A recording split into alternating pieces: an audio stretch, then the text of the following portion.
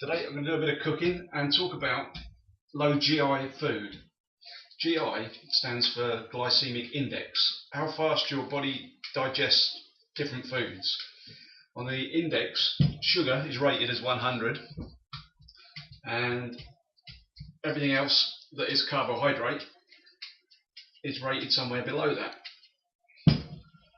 And foods that are rated lower than 50 are considered low GI. That means that your body takes a little while to break them down so that the carbohydrates that get turned into sugars and eventually into glucose into your bloodstream in a slow and controlled way, rather than slap bang wallop when you have neat sugar or foods that are very high on the glycemic index.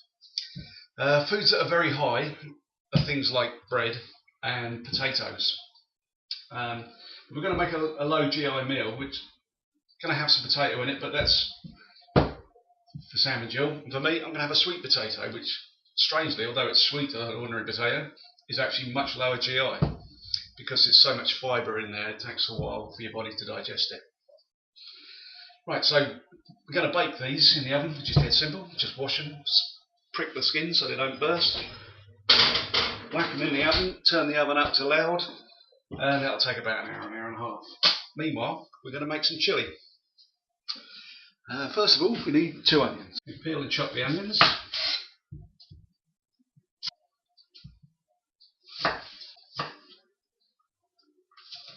Right, 2 onions peeled and chopped.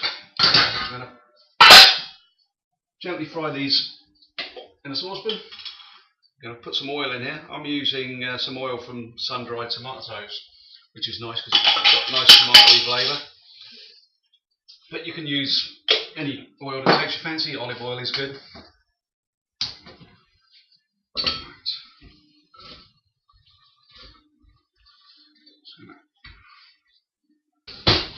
Pop the onions in the pan, give them a stir around, make sure they all get coated with the oil. Pop the lid on. As soon as that starts to fry quite vigorously, just turn it around to the slowest simmer you can and just let that gently simmer away with the lid on, because we want them to go soft, we don't want them to go brown. Put some chillies in, because you can't make chillies without chilli, of course. So that's cooking away now. We'll just turn that down to simmer. So first of all, I'm just going to de-seed the chillies. Because you can leave the seeds in, but only if you like lots of pain with your food, you know. If you just want the flavour and not ridiculous amounts of hotness, take the seeds out. I'm going to slice the chilli up nice and small. Add that to the onions that are cooking along in the pan. Give them a stir in. And now we're going to add some sweet pepper.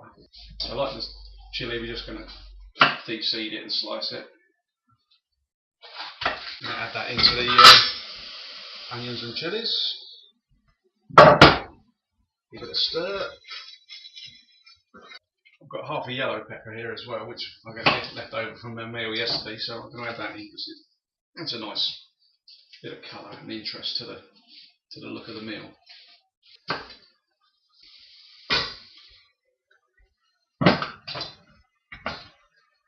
Chillies simmering away nicely, and we just leave that simmering until it all goes nice and soft. So we don't want it to go brown or get burnt, so you keep an eye on it, not too hot. Right, so while the chilli's starting to cook, we're going to make some guacamole to go with it. You need a couple of nice ripe avocados. Just cut in half and take the stone out. This is a totally non-authentic guacamole, one I made up. Scoop out the inside flesh into the bowl.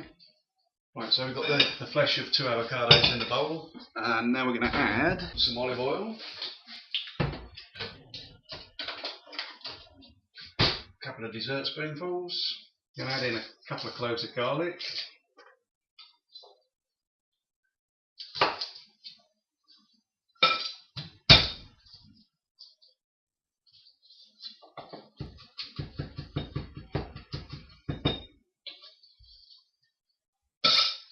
2 chopped up cloves of garlic go in there. Here we have a lime, so I'm going to squeeze the juice out of that and add that.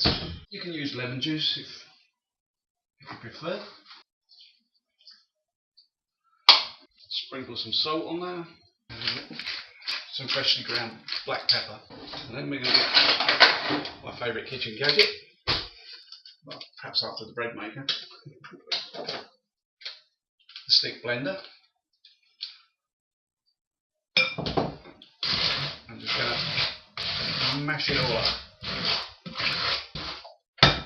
You can mash it as little or as much as you like. You know, some people like it with some lumps and consistency to it. Other people like it really creamy. You can vary this. Some people add a little cream or sour cream to it, or some people put chilli in it. You know, but I like it as an antidote to the chilli. Put that in a bowl, ready to serve. Now, guacamole is something you want to make very soon before you eat it because it doesn't keep well.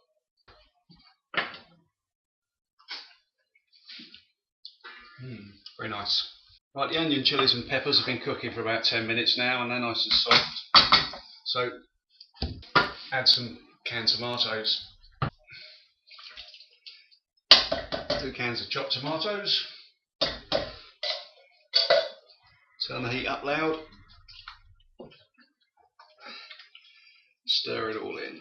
Now we'll just bring that to the boil and then let it simmer for a while so all the flavours to blend in.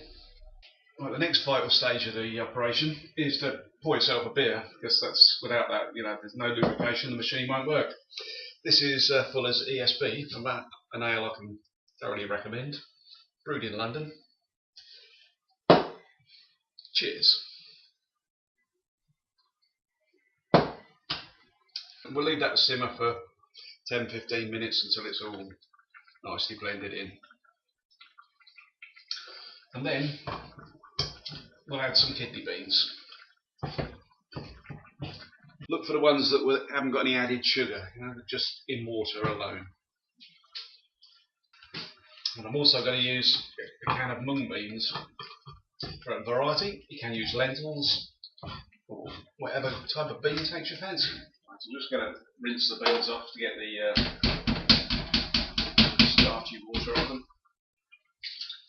Okay, when the chilli sauce is all nicely blended and done, I'm just going to add the beans in. Give that a stir.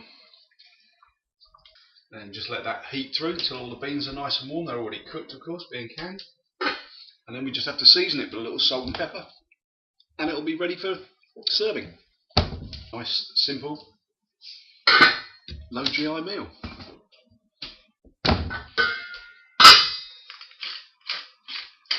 The thing about low GI food is that if you have food that's all low GI, or the bulk of your meal is, then because it takes longer to digest and sustain you, it sustains you for longer. You don't feel hungry so quickly.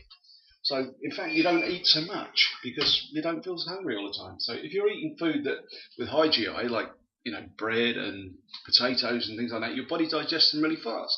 And so you're hungry again soon. So you eat again more. So you end up consuming too many calories, which is the problem with sugary and starchy foods that are easily digested, is that they're empty calories, and you just body converts them into fat and stores it, which is not good for you. So a low GI diet is very useful for somebody like me who's diabetic. I have to try and control my blood sugars as well as I can. But it's also useful for people who are trying to lose weight or control their weight, keep their weight down, because you know, it's a way of consuming less food without feeling like you're starving yourself all the time. So yeah, here we are, meal complete on the table. We have the baked potatoes, sweet and ordinary, a pot of chilli, some guacamole, some sour cream, chives which I bought. That's cheating, I know. And just some butter and cheese and things to go on the baked potato, and tortilla chips to dip with. Enjoy.